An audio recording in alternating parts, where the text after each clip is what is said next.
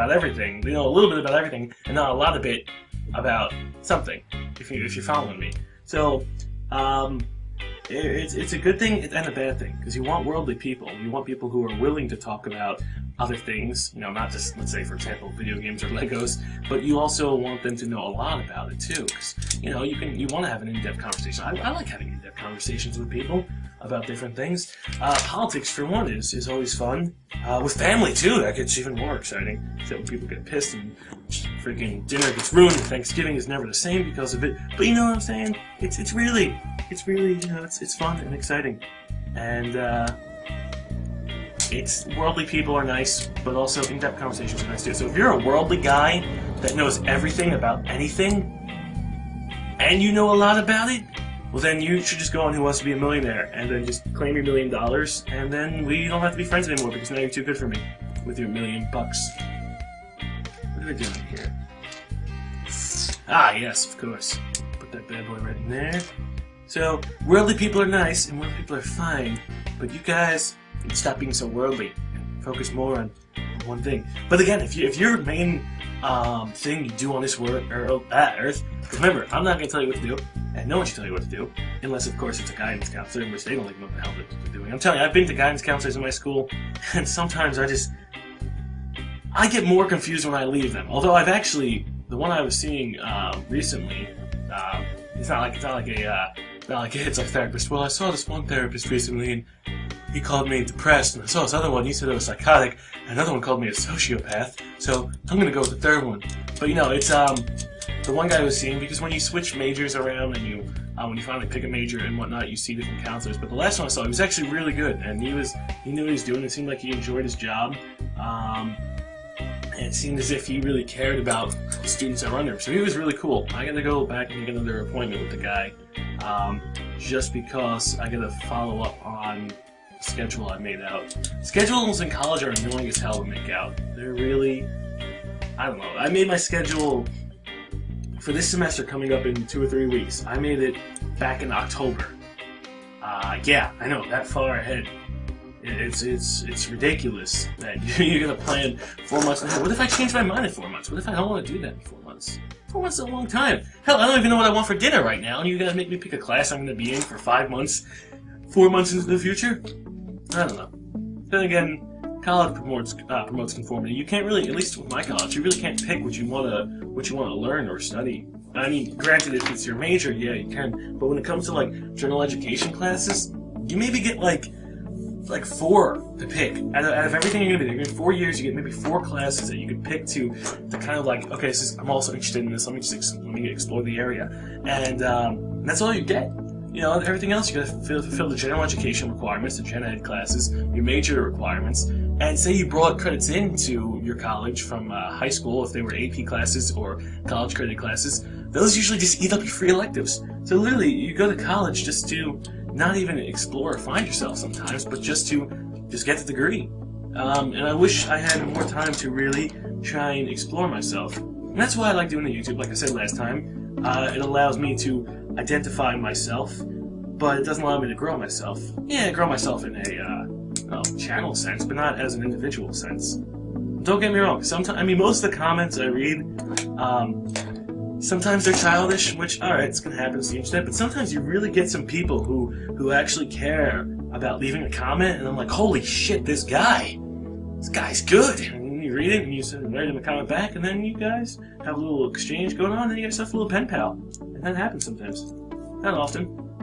Sometimes, honestly, I gotta bring back that Ranting with Shield series. I made a cool intro for it, and I really enjoy talking about it, but I just haven't had a subject that I really feel passionate about enough. Maybe I'll talk about video games getting, you know, the way they're portrayed in the media. I don't know. I have no idea, because those comments, there was like 600 comments. Literally everyone wrote a paragraph. It was freaking awesome on that Ranting with Shield video. Everyone had something to say, and I was like, holy shit, these people, they're not just drones. They're not just computer bots. They're real people with real emotions. And that made me feel proud that I was able to, yeah, that's the one thing I felt proud about. I was able to incite comments from people to make people think outside the box, to make people not even think outside the box, but to express their own opinions in, on paper or I guess on the internet in a comment form, and everyone did. I was thoroughly surprised with the amount of people that actually commented and actually cared about what was going on, because you know what, they had a general concern for their own future and everything, and that's good. When people have concern for their own future, that's a great thing. Sometimes you may honestly feel, and I hear you, I completely understand when you're like, alright, I'm apathetic towards everyone, I don't care, I hate life, everyone sucks. I understand that, okay? We all go through that, and it sucks, it really does. So we have to figure out a way that I can combat that. You have to care a little bit about your future, even if you're just like, fuck man, everyone just sucks in life, I don't give a damn. Well, you gotta try, because trying is half the battle, and then doing is the other half the battle. So if you could just try to do it, and try and get by, even if you hate it, right? Sometimes you just put a smile on just because fuck it, you have to. But even if you hate it, you can't do that forever, because people who do that forever, let me tell you, they're dead, okay? They don't lead a nice life. They live life literally by the moment, and that's it, and then they're done. So you gotta try in life, and you gotta be able to care a little bit about what the future's gonna hold. Not just for the moment, you gotta get a plan, too.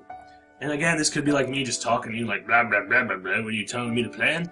Yeah, it's not bad to plan. Planning's good. I mean, hell, I love planning. You ever have that time where you're just like in class and you got like so much shit to do? You're just like, you're coming home, it's the end of the week, and you just have a lot of shit to do. But you feel better if you write it all out on paper. I know I do that. Anyone else do that? You have like 30 things to do, and your mind is like a mental fucking catastrophe. Like, I don't know, like a tsunami just went through and just fucked your mind. Your mind just fell on the floor or something. And then the minute you write it down on paper, you get this like sudden clarity, like, oh, okay, this isn't too bad, everything's gonna go okay. And then as you do it, like you check it off, and you feel like a little sense of accomplishment as you're checking off the things you did. Let's go. It's like, yeah, I know we're talking about clarity and shit, and I'm here like fucking, oh, well look, I have 2 sticks, let me make fire. But I have that, and I do that all the time in class. I feel like it gives me a clarity over the situation. Like I can understand what I have to get done if it's all written down. So yeah, it's all about, and that's planning for the future, and that's also, again, setting goals as well. It all relates back to itself. See, the stuff we talk about not only has educational value, but has practical value as well, my friend. And practicality is key in life, because if you're not practical, well then you're gonna just, that's like I want to go build a helicopter out of scratch and fly it. It's not practical. It's completely not practical. If you want to go out there and fly a helicopter, hell, be practical about it. Go get your pilot's license. Go find out where you gotta go. Find out people that do it. And you know what? If it's really a dream and a passion of yours, go for it, my friend. Remember what we said. Don't stop yourself. Don't stop yourself because you just can't do it. Find out a way to do it and do it. That's like, I was looking at a way before, actually, what the hell was I looking at? Online. There was something I was looking at because I was very curious about how it worked.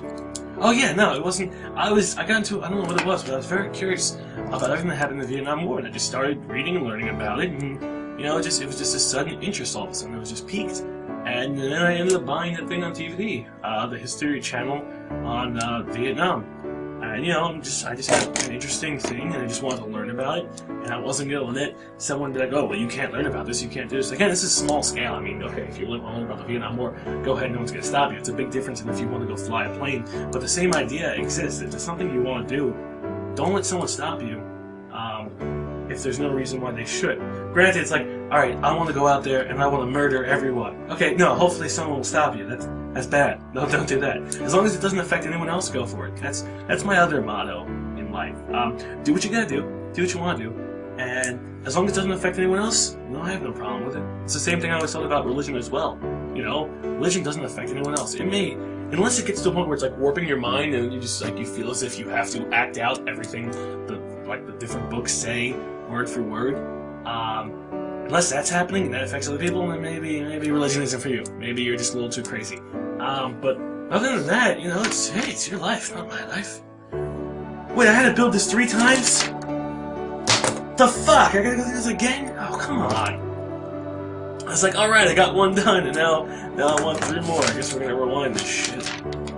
Alright, so we're back here again. What were we talking about when we got... Oh yeah, practicality. It's how we work in life. Let me get a sip of this drink. That's another thing. Let me go over some basic tips for commentating. I get that a lot. Hey, Chilled, what are some tips for commentating? What can you tell us that would help us if we were trying to commentate? Well, okay, let's go over some basic tips. 1, be yourself. Chill, that's too easy. I need a better tip. No, that's the best tip I can give. Be yourself. It's really but seriously, that's the first thing. If you gotta change yourself to fit a style, or if you gotta change yourself because you don't think yourself is, this is not good enough, for entertainment, then you know what? You're doing it wrong. People will come to you if they like who you are, they like your style, and like what you say. They will come. Not all the time. I can't say it's always because it doesn't happen all the time. Usually people go, what happens, and this is the sad truth of it, you got one guy who gets big through like a viral thing, and then they'll flock to his friends, and his friends will flock to his other friends, and it's a lot of networking. It really is. So if you don't know the right network, it really sucks. But that's okay, because people grow other ways too. Meeting the right friends is important. But even if you don't meet the right friends, and you just want to do it for yourself, to reach a small community out there and reach a small base of people, the best thing you can honestly do is just, again, be yourself. Just talk about things that interest you, talk about things that you want to talk about, and talk about things that you feel are important. If it's not important to you, and you can't be passionate about talking about it, you're not going to get the audience's attention. You gotta really talk about something that says, alright, this is fucking important to me, and I gotta tell you why it's fucking important to me, and here's my reasons why it's important to me. You wanna do that? You'll get some attention doing that.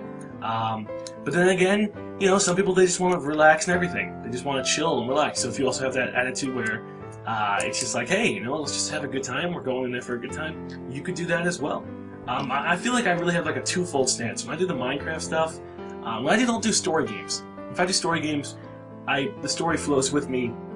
I'm able to more commentate on the story and more just give my insight, just crack a couple of jokes here and there, and I could do that. But when it's like open world stuff like Minecraft, or like open world stuff like this is, you don't get any more like, there is nothing I'm here to work with. This is all just coming from me, so it's kind of hard to talk about that. It's like a guy just being up there and just talking. He's got nothing to work with, but literally the whole thing he's holding, his microphone and the audience reaction. It's open world, so you got to think of different ideas that can get people really going. So it's hard to commentate. I mean, come on, this is fucking, I'm building Legos here. You can't really, well, if I observe the blue light as it refracts through the orange and the green thin claws, I can see a rainbow. And this spectrum really tries and points out that this claw is more than just a claw, but yet it has feelings. They can't do that. That's hard. That's not fun. So that's the thing. I would honestly suggest, if you really want to give it a go, and you really want to try commentating, in all honesty, to something as boring as shit. Fuck it. You want to go play Solitaire or Minesweeper? Those two games that are legitimately very boring to play. I mean, yeah, they're fun and they're thinking games, and you could just do it over and over. If you can commentate to that, something that is not supposed to be that, exciting to the audience, something that's literally just like, well, this is it. This is the game. So you better like what I'm saying, otherwise you're gonna leave. Try starting with that. If you can do that and people like it, because when it comes to those kind of games, Solitaire is almost no skill, even though I fucking lost the first game. If you can do games like that and really commentate and capture the audience's attention, you got something going for you. So go for it. Try it out. And then you can go up to different games that actually have more involvement, more human interaction, more like Call of Duty, describing your different tactics, and this is what I do, and this is, I crouch behind here, and I pull out my AK-47, and as I lie on my back, the sweat beads, they drop from my face. I'm nervous because the enemy will hear me breathing. And I lay, and I wait, and I fucking annihilate him! If you can then switch. If you feel like if you can commentate to a game like Minesweeper, or Solitaire, or if you can commentate to yourself drawing on a chalkboard, then you're good to go. If you can capture their attention. But if you can't, don't worry. It's not like it's end all be all. Well, I can't commentate Minesweeper. It's over. No, then you're just gotta find something that aids you in your commentating. So it's all about being, it's all about talking about things that, again, you enjoy, things you have a passion for, and again, just trying to capture the audience's attention and get them involved as well. I'm sorry for those of you that watch the puzzle games. I fucking blow at puzzle